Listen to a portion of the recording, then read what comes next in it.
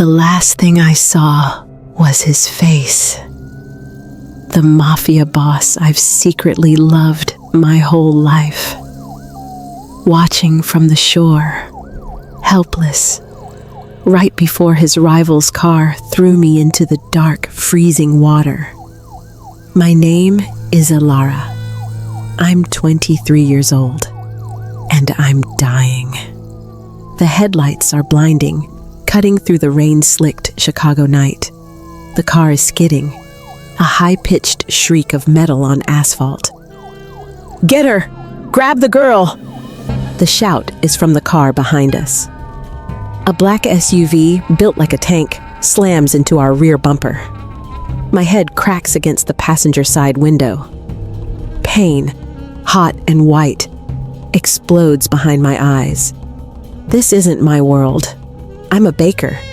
I own a small shop that smells like cinnamon and vanilla. I make cupcakes, but I fell in love with a monster, or at least the shadow of one. His name is Marco the Phantom Gravano. He's 29. He's the ruthless, untouchable mafia boss who owns this side of the city. He's all storm gray eyes, dark, unruly hair, and a body built from tattoos and violence. He's also the man who comes into my shop every Tuesday at 3 p.m. and buys a single black coffee. He never speaks. He just watches me. His gaze is the most intense, possessive, and dangerous thing I've ever felt. He's Noir. I'm Heartbeat. I've been secretly, hopelessly in love with this silent, terrifying man for 6 months. He doesn't even know my name, but his rivals do. They grabbed me an hour ago, right as I was locking up my shop. They threw me in a car. They said I was the Phantom's weakness, his little baker girl. "He'll pay a fortune for you." The driver, a man with a scarred face, had snarled. But they were wrong. Marco doesn't know me. Why would he pay? The car slams into us again, a jolt that throws us into a 360-degree spin. We're on the lower deck of the Wacker Drive Bridge, the river a black, churning void to my right. The car screeches to a halt, pinned against the railing. They're out. 2 men yanking my door open, dragging me out into the freezing November rain. "No! Please!" I scream, my voice lost in the storm. "He'll pay!" the man shouts, his breath a cloud of whiskey. He drags me to the railing. "He won't! He doesn't know me!" "He'll know this." And then I see him across the river, on the other bank. A single, tall, dark figure, standing by a black sedan. It's him, Marco. He was following them. He was coming for me. Our eyes lock, 1,000 feet of dark, swirling water between us. I see his face, a mask of pure, helpless rage. "Marco!" I scream. The rival boss sees him. He smiles. "A message, Phantom," he roars. And then he shoves me. My feet leave the pavement. I'm weightless. The world flips. The last thing I see is his face. His real face. The heartbeat behind the noir. A mask of pure, agonizing terror. Then I hit the freezing black water. Thank you for watching this new story on Heartbeat Noir. This one starts fast. Where are you watching from today? And what's the weather like? Let me know in the comments. And if your heart is already pounding, please like, subscribe, and hit that notification bell so you don't miss what happens next. The cold is a shock. It's not just water. It's ice. It slams into my body, 1,000 needles of liquid fire. The current of the Chicago River is a monster. instantly grabbing my waterlogged clothes and pulling me down. I'm a baker. I'm not a fighter. I thrash, panic, my arms and legs useless against the crushing black weight. My lungs are on fire. This is it. I'm going to die. I'm dying, and the man I love just watched me get thrown off a bridge. My vision is spotting the distant, blurry lights of the city fading to black. I'm so cold. I'm so tired. I stop fighting. I just let go. And then, he's there. A violent splash next to me. A hand, not the rival's rough grip, but a different hand, tangles in my hair, yanking my head above the surface. I take a desperate, ragged gasp, sucking in air and freezing water. "I've got you!" His voice is not the cold, silent phantom from the coffee shop. It's a roar, a desperate, angry, terrified roar. It's him, Marco. He jumped. He jumped off the bridge for me. His arm, solid as steel, wraps around my waist, pulling me from the current. He's towing me. His movement's powerful, kicking us toward the concrete embankment. "You're okay," he gasps, his voice strained from the effort and the ice. "I've got you. Breathe, Elara, breathe." He knows my name. I'm coughing, choking, my body convulsing with shock. He's half carrying, half dragging me out of the water, up the slick, concrete steps. He doesn't stop. He scoops me up, all 120 pounds of me, now 200 pounds with the water, as if I weigh nothing. He's running, carrying me, Pieta style. His $5,000 suit ruined, his body a furnace against my freezing skin. His black sedan is there, the door open. He practically throws me into the passenger seat. He jumps in the driver's side, his chest heaving. We're both soaked, puddles forming on the floor. His storm gray eyes find mine in the dark. The phantom is gone. This is a man I've never seen. His face is a mask of pure, unadulterated noir rage. His jaw is granite. His eyes are not stormy, they are lightning. They know who you are, I chatter, my teeth clacking. They said I was your... Shut up, he snarls. Not at me, at the world. He rips off his own suit jacket, a heavy sodden weight, and throws it over me. He cranks the heat. "You're safe," he says, his voice a low growl that vibrates through the car. "I've got you." He slams the car into gear, the tires screaming, and we fly into the Chicago night. He knew my name. He jumped off a bridge, and he looks like he's about to burn the city to the ground. I don't remember the drive. I must have blacked out from the cold.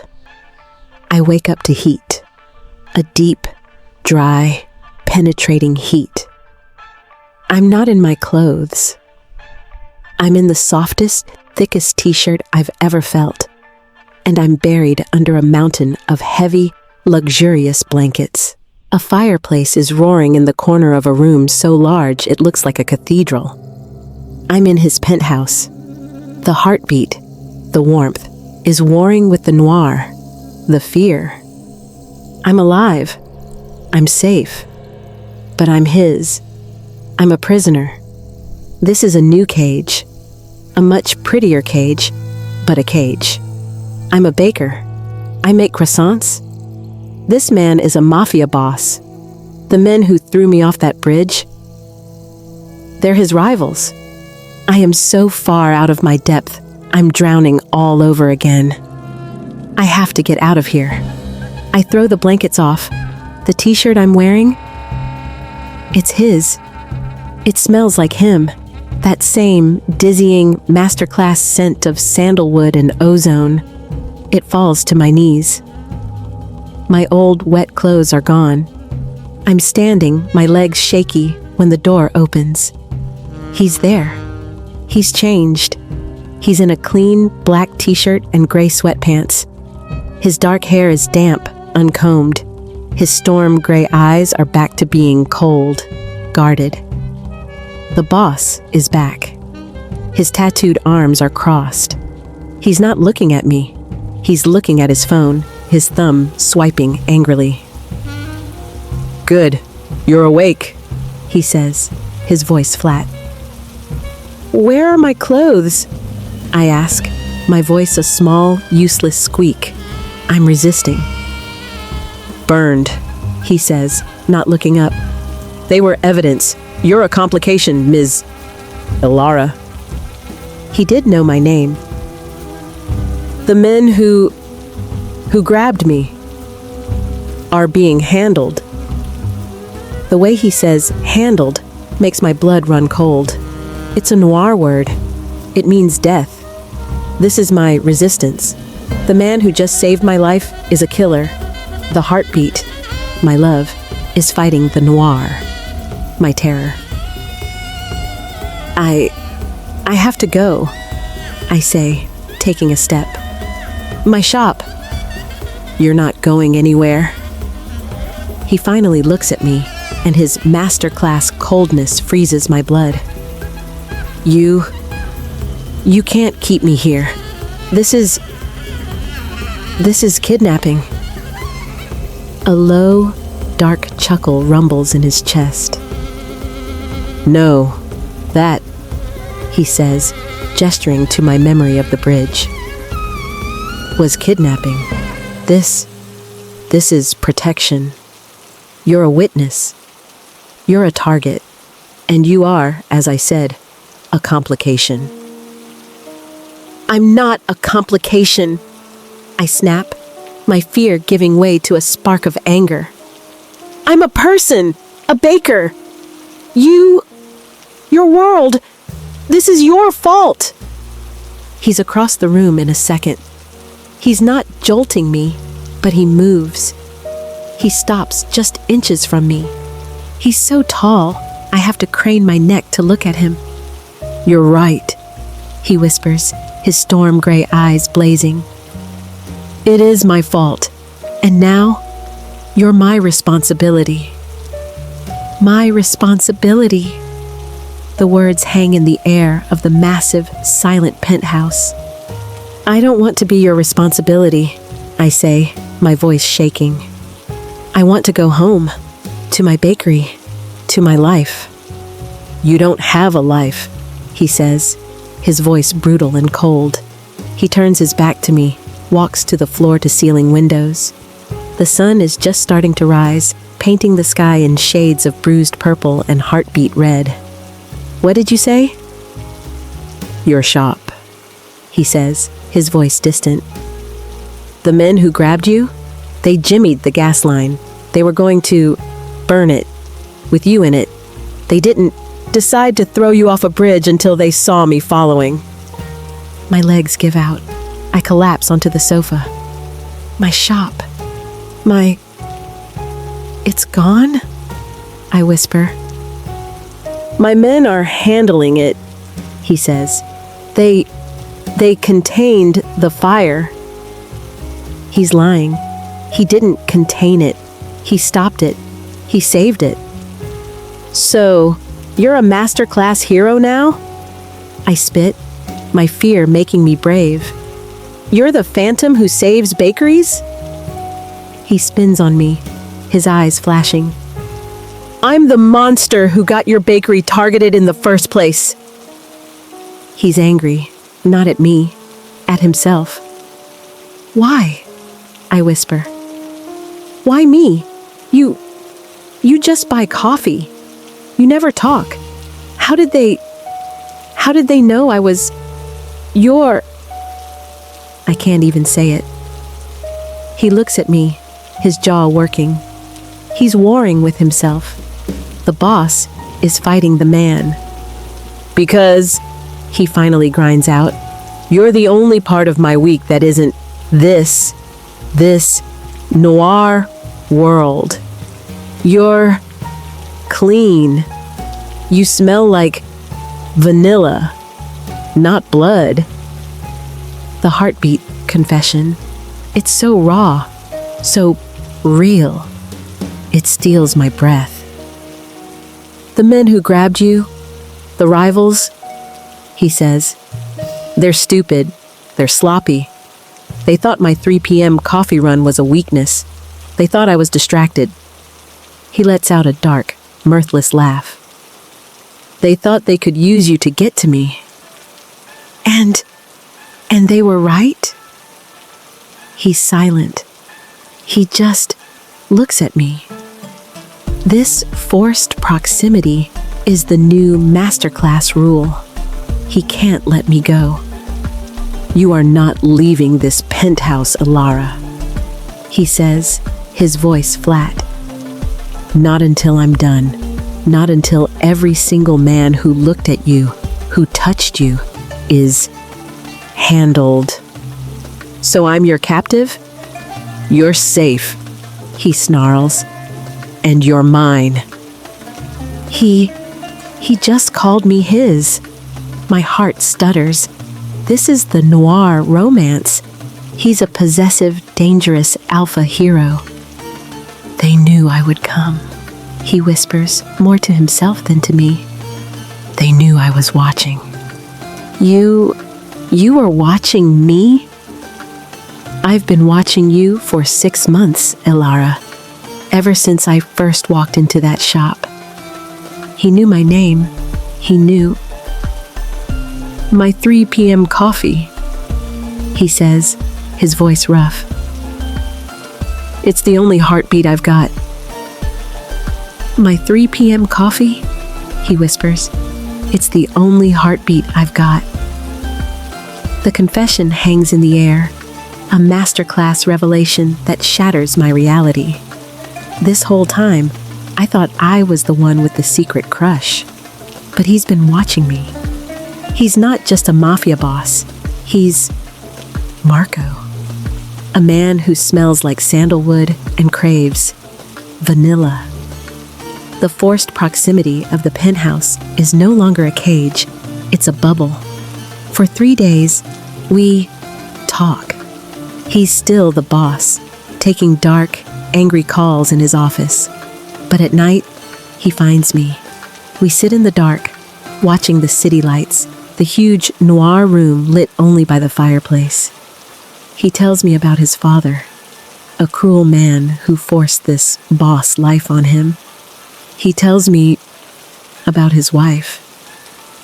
She was a light, he says, his voice rough, his storm gray eyes fixed on the fire. She hated this world. She was trying to get me to leave. What happened? I whisper.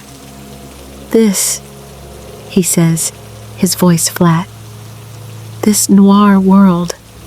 A car bomb. It was meant for me. But she took my car that day to go to the market. My hand flies to my mouth. I wasn't just a grumpy man in your shop, Elara, he whispers, his voice thick with a heartbeat of pain. I was a dead man, and your shop, it was the only place I felt light, like she was still here. He's not a monster.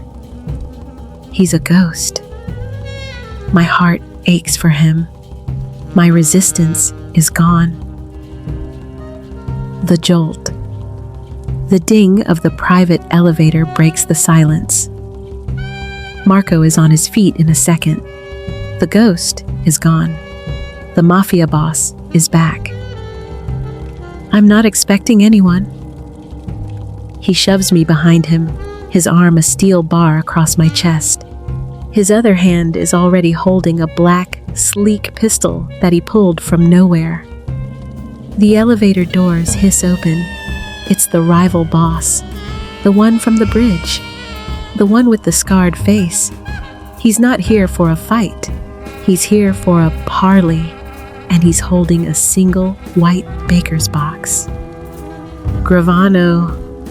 Scarface smirks, his eyes landing on me, hiding behind Marco. You did fish her out. I'm impressed. You have 10 seconds to get out of my building, Russo.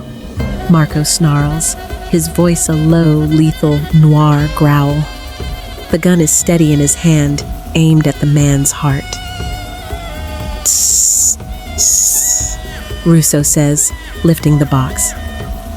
I brought a gift for the girl. I hear she's a baker. I'm afraid her shop, it had a contained fire. Such a shame. This is the action beat. It's not a punch. It's a threat. She's mine, Russo, Marco says, his voice dropping to a whisper. And you're dead. Am I? Russo smiles, and he opens the box. It's not cupcakes. It's a bomb. A small digital timer is counting down. 00, 10, 0009. A gift, Russo snarls. From me to your ghost. He throws the box and dives back into the elevator. 0005. Marco doesn't hesitate. He doesn't shoot. He moves. He grabs me, spins, and throws us both over the back of the marble sofa as the world explodes. The jolt is a deafening whomp. The explosion rips through the penthouse. The floor-to-ceiling windows shatter. A billion diamonds of glass flying through the air. The noir storm from outside invades our heartbeat bubble. I'm screaming, my face buried in Marco's chest. He's on top of me, his body a solid 200-pound shield, taking the full force of the blast and the debris. Then, silence. Just the sound of the wind, howling through the new, broken holes in our cage. Marco? I whisper, my voice muffled. Marco, are you? He groans, a low, pained sound. He pushes himself off me. You okay? He gasps. I think so. He's not. His back, the black t-shirt he was wearing, is shredded. It's dark. It's wet. You're bleeding, I say, my voice high with panic. Marco, you're bleeding. It's just a scratch, he grunts, trying to stand. He's lying. He's covered in glass. This is the masterclass slowdown. The action beat is over. The emotion begins. No, I say, my baker softness gone. This is a new, fierce heartbeat. Sit down. I shove him, the Mafia Boss, back onto the ruined sofa. He's so shocked by my command, he actually listens. I run to the bathroom, grabbing his first aid kit. When I come back, he's just watching me. His eyes are dark, not with boss rage, but with awe. Turn around, I order. I gently, so gently, pull the shredded, bloody t-shirt from his skin. His back is a noir canvas of dark tattoos, now marred with heartbeat red. I start to clean the cuts, my hands, which I use for delicate pastry, now shaking as I pull out a long, sharp shard of glass. He hisses in pain, his muscles tensing. I'm sorry. I whisper. Don't be, he says, his voice rough. It's been a long time since anyone touched me. His heartbeat confession. It's devastating. I finish bandaging his back. It's done. He stands up and he turns around.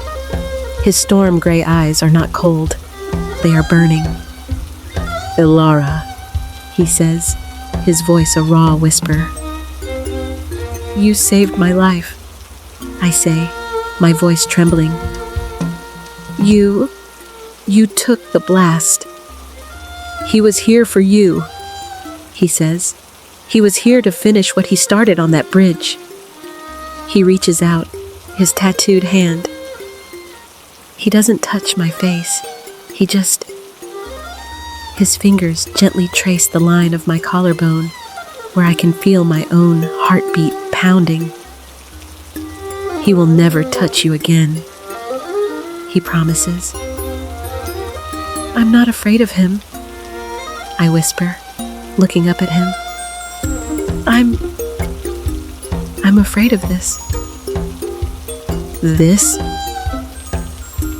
This feeling. I breathe. He leans in. The almost kiss is here. It's the masterclass slowdown. It's the real heartbeat. Elara, he murmurs, his lips inches from mine. I'm a monster. I know, I whisper, and I'm the one who closes the distance. The kiss is electric. It's not a jolt. It's a current. It's all the unspoken 3 a.m. coffee shop glances. It's the terror of the bridge, the fear of the bomb. It's everything. The kiss changes everything. For a week, we are something new. The forced proximity is no longer a cage. It's a sanctuary. The boss is gone. It's just Marco.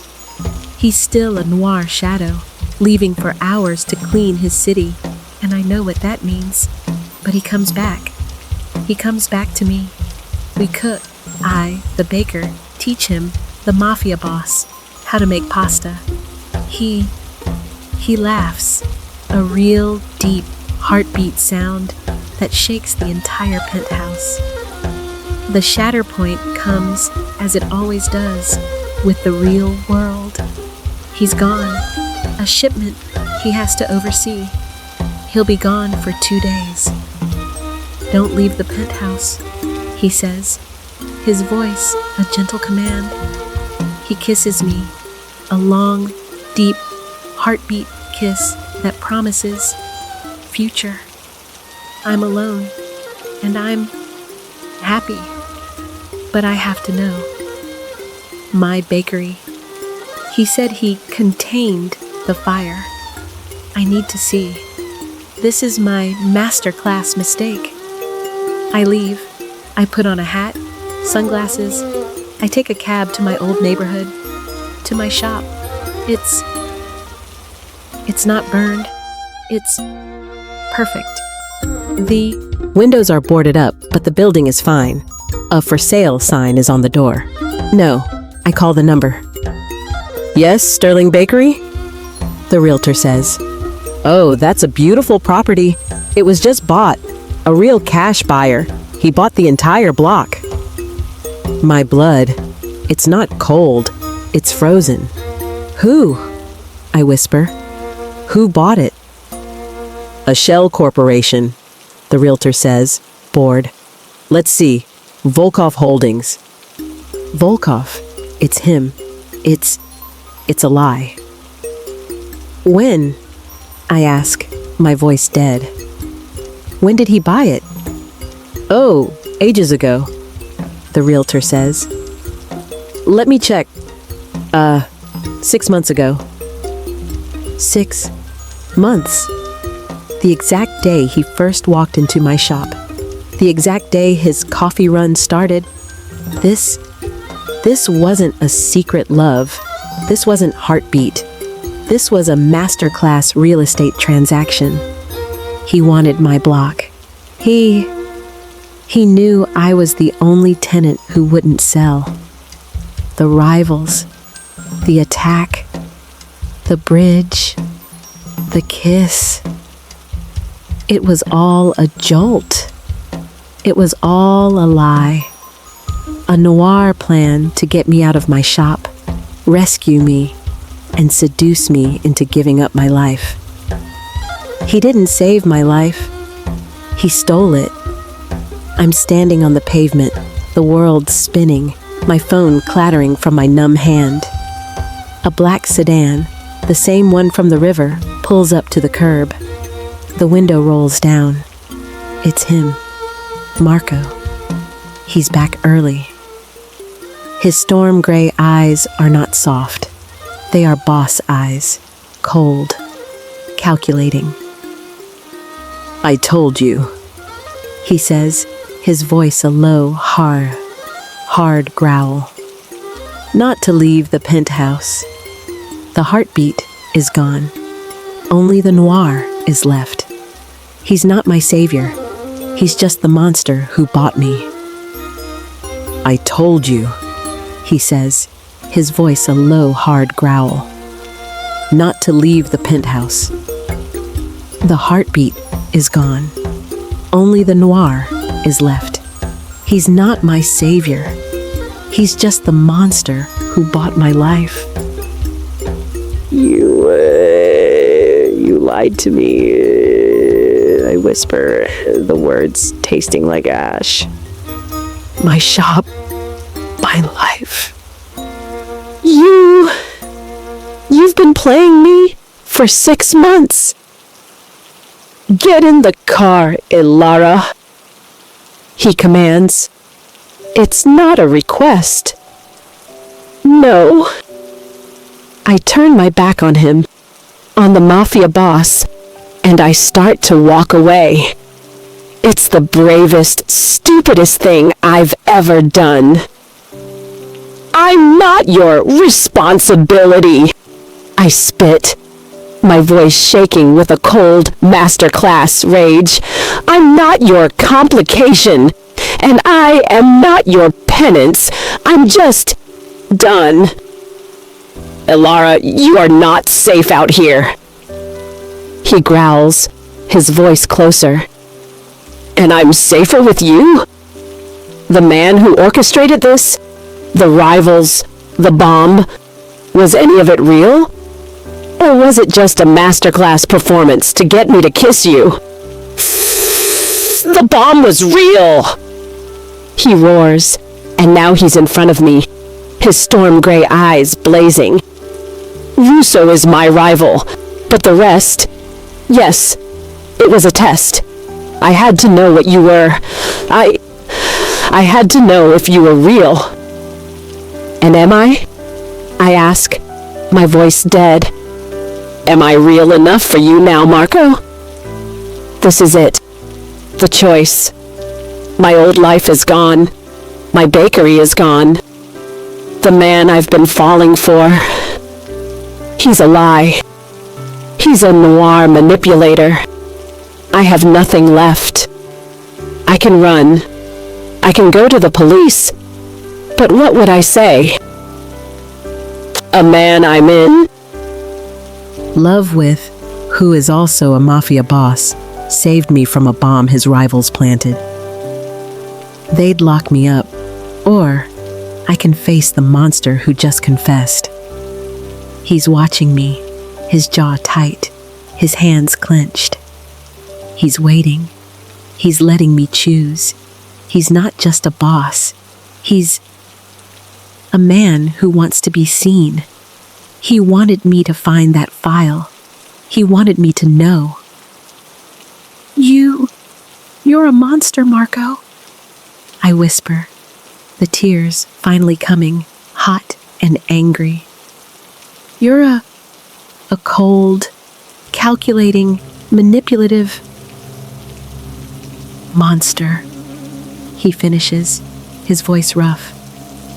I know. So go. Go before you're really part of this. Go before I can't let you. He's giving me an out.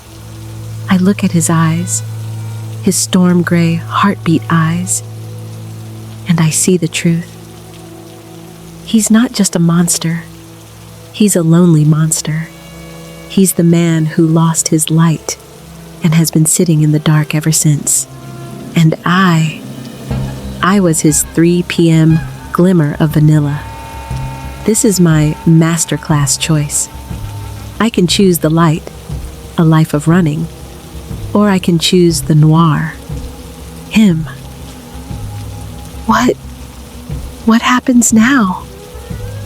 I whisper. His face is a mask of pain.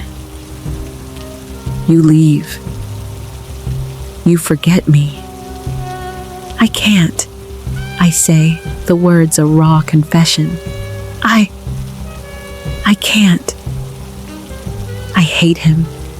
I hate that he lied, but I love the man who sat with me by the fire. I love the man who took a bomb for me. I can't, I say again, stronger. So, what are you going to do about it? What are you going to do about it? My challenge hangs in the cold city air. He just stares at me, his storm gray eyes unreadable. The Mafia Boss is gone. The man is lost. He has no masterclass plan for this. You hate me, he says, his voice a broken whisper. I destroyed your life. I lied to you. Yes, I say, and I step closer to him, into his space. You did. You're a terrible, cold-hearted, noir monster. And you're also the man who jumped off a bridge into a freezing river to save me. You're the man who laughs when he's covered in flour. His breath hitches. I don't know who you are, Marco, I say, my voice trembling. But I know I'm not Elara the baker anymore. You burned her. So, here I am. I'm not a victim. I'm not his penance. I'm his equal. I am the heartbeat that is not afraid of his noir. You're insane, he breathes, his tattooed hand coming up, hovering, afraid to touch me. You're insane to stay. You're insane for asking me to go, I whisper back. This is the echo. Act 2, when he pulled me from the water. He was the savior. I was the victim. Now, I'm the one pulling him from the dark. I take his hand, his strong, warm, killer's hand, and I place it on my chest, right over my heart. This, I say, my voice steady, is the only part of me that is not confused. It's yours, you idiot. It has been for 6 months. He looks down at his hand, on my chest, feeling my heartbeat. He looks up at me, his storm gray eyes. They are shattered. The boss is gone. He doesn't kiss me. He surrenders. He pulls me into him, his arms wrapping around me like a steel cage, and he buries his face in my hair, his whole body shaking. He's not holding me. He's clinging to me. You're right, he whispers, his voice choked. I'm a liar. I'm a monster. Elara, don't leave me. I'm so tired of the dark. I wrap my arms around his neck, my fingers tangling in his dark, unruly hair. I'm here, I whisper, my own tears falling. I'm here, Marco. I'm not his light. He's not my savior. We're just two masterclass ghosts who finally found a heartbeat in the noir. I sat in my safe house, my head in my hands, my whole body aching from the contained explosion. The phantom, Marco, was faster than I'd anticipated. "Boss?" my lieutenant asked, his voice shaking. What do we do now? He has the girl. He saved her. Twice. I know that, I snarled, slamming my fist on the table. I saw it. He shielded her. He took the blast. So the baker is his weakness? No, you idiot! I roared. She's not his weakness. She's his armor. He's stronger with her. He's different. This was a masterclass complication. I thought I was buying a hostage. I had just created a queen. I stood up, pacing. He thinks this is over. He thinks he handled me. He thinks he's safe in his glass tower with his baker. So, we lay low? No. A slow, noir smile spread across my face. I had a new plan. He's a ghost, right? He loves the shadows. He loves his secrets. I looked at my lieutenant. He took my honor, the bomb. So, I'm going to take his light, the baker. But I'm not going to touch her. I'm not going to hurt her. Then what, boss? I'm going to expose her. I'm going to send that video, the one of him saving her from the bridge, to every other family. I'm going to show the entire city that the phantom has a heartbeat, and they, I smiled, will do the work for me. Oh my God, that ending. He's not going to hurt her. He's going to expose her. What do you think is worse? What was your favorite part of this story? The action hook on the bridge, the jolt of the bomb, or that final heartbreaking reunion? Let me know in the comments. Your support makes these daily Heartbeat Noir stories possible. Please like and subscribe so you don't miss what happens to Elara and Marco next.